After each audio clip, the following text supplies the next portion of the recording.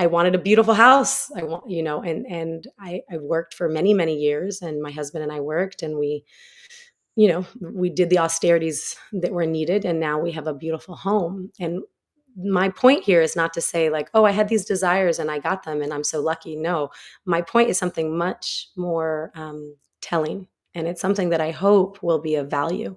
So one morning I woke up in my beautiful home, and I had anxiety, and I had the same kind of like worries and thoughts that I had had before I moved into this home. I'd only been here maybe a month.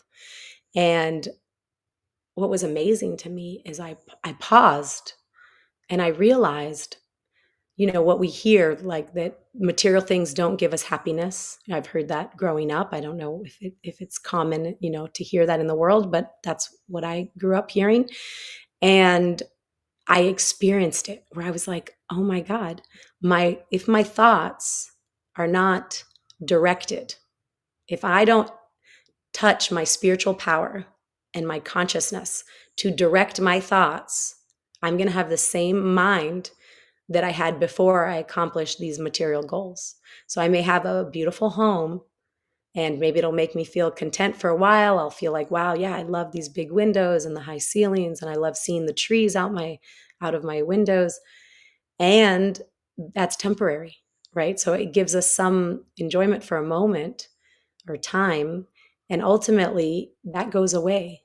And so what was really fascinating for me is that was the moment that a lot of spiritual teachings came in a realization, right? Because we can intellectually understand or we can experience. And so I felt very grateful that in that moment I realized, until I wake up my own spiritual connection, and I keep, there's different ways we can, and they call it cleaning the mirror of the heart. So there's different ways that we can clean the mirror of our own heart to kind of rub off all the dust that's accumulated, that we've forgotten who we are. We've forgotten how powerful we are. We've forgotten how loved we are.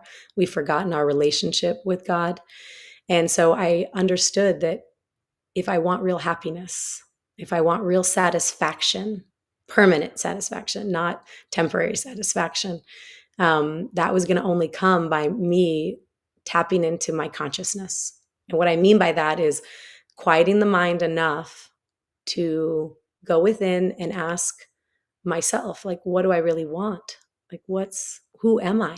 These kinds of questions, like, who am I really? So I'm not Haripriya. I'm in this body, right? But if I think, oh, I'm this woman, I'm a 44-year-old woman that, was born in France and lives in America. And though that's temporary, that'll change. And what I am permanently is a soul and a part of God. And I'm loved by God. So